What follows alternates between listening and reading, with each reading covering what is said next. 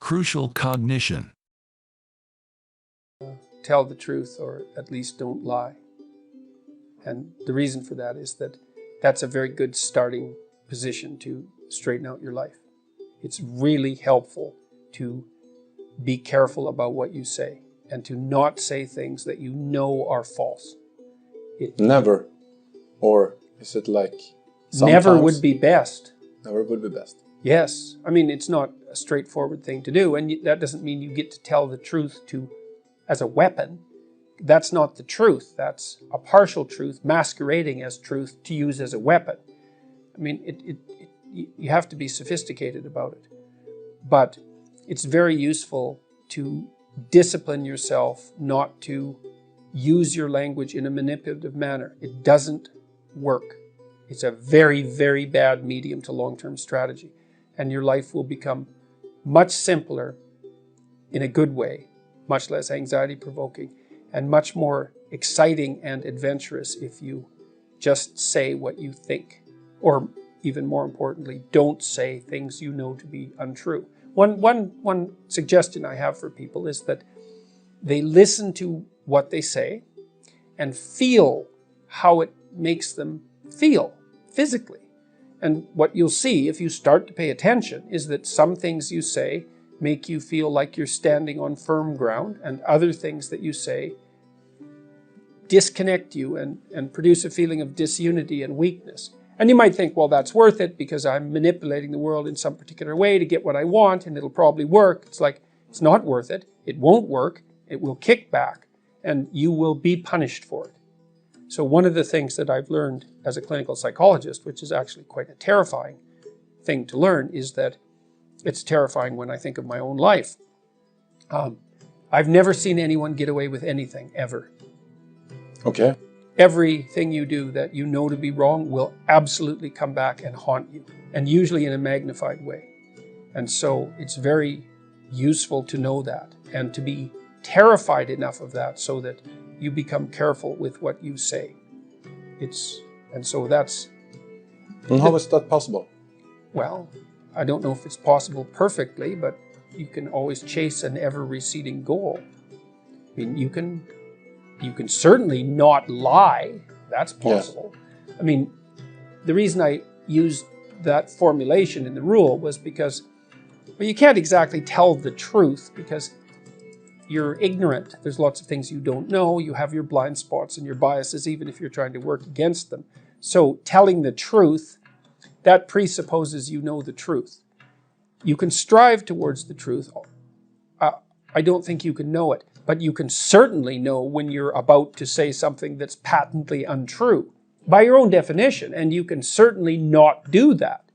So, and that's an excellent place to start. It will, if you do that for a number of years, your life will change radically and positively. Point into the distance, the far distance, and you can live in the day. And it seems to me that that makes every moment of the day supercharged with meaning. That's how, because if everything that you're doing every day is related to the highest possible aim that you can conceptualize, well, that's the very definition of the meaning that would sustain you in your life. Well, and then the issue is, well, back to Noah. Well, all hell's about to break loose and chaos is coming. It's like when that's happening in your life, you might want to be doing something that you regard as truly worthwhile. Because that's what will keep you afloat when everything is flooded. There's no better pathway to self-realization and the ennoblement of being than to posit the highest good that you can conceive of and commit yourself to it.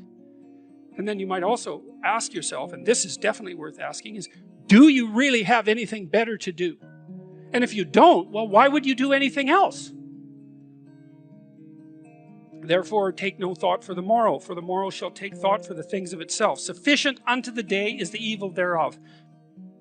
I spent a long time trying to figure out what that meant too, because it's another one of those lines that can easily be read as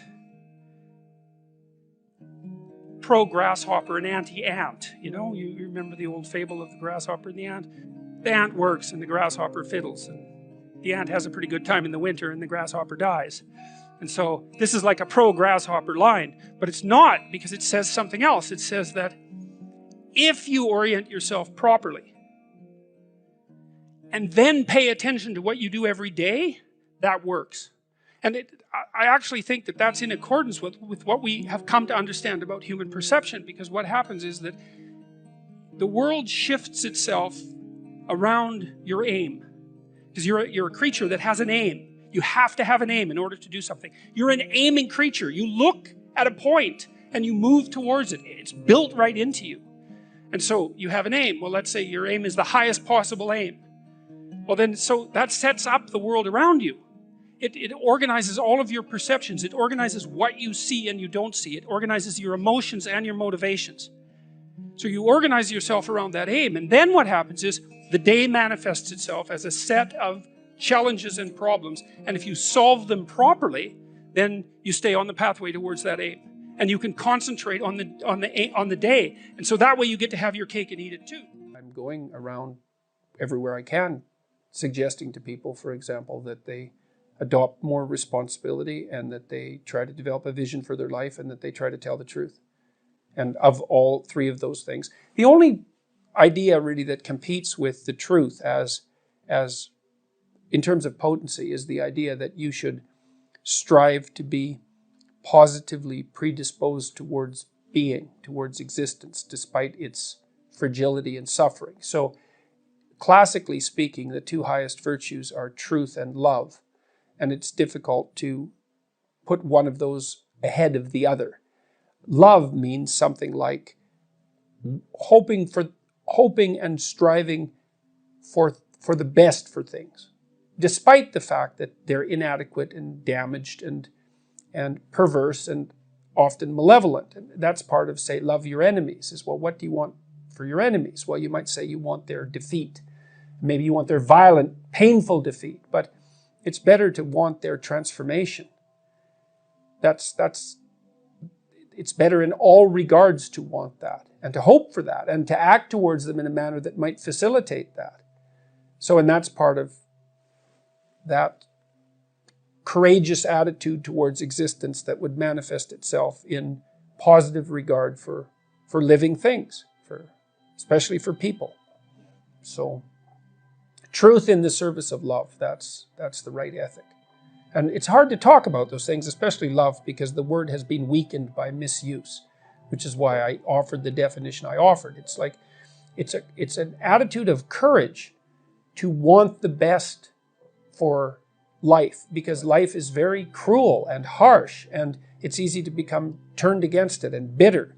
And there are reasons for that, but it's not helpful. It's wrong, despite the fact that there are reasons for it. Bitterness is of no utility. So even though, I've met many people who've had very, very hard lives, and to see them become bitter is not a surprise. But there's no utility whatsoever in it. All it does is make it worse. So grin and bear it, so to speak. And that's part of aiming upward. And it is an attitude of courage, a voluntary attitude of courage. And truth serves that goal best. So, how could it be otherwise? You can think about, you have an option. You can either have reality on your side or against you. If you abide by the truth, then you have reality on your side. You have reality against you. It's like you think you're going to come out ahead in that dispute? You only think that if you've developed a certain amount of arrogance, which is also another very dangerous thing. I can get away with it. It's like, no, you can't. You are so outmatched by reality that there's no contest.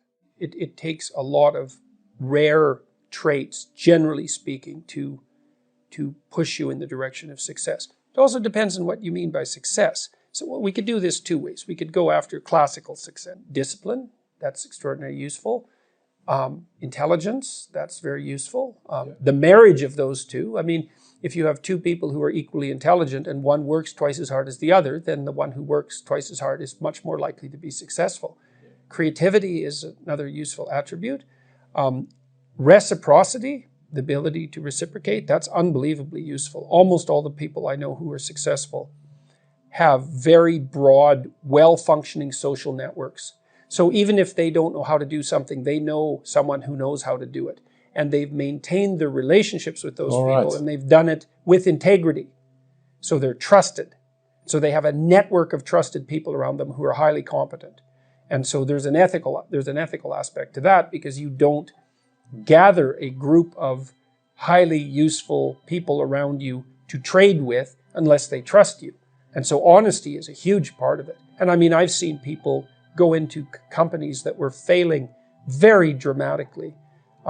Competent people go in, and with nothing other than their competence and their honesty, turn the companies around completely.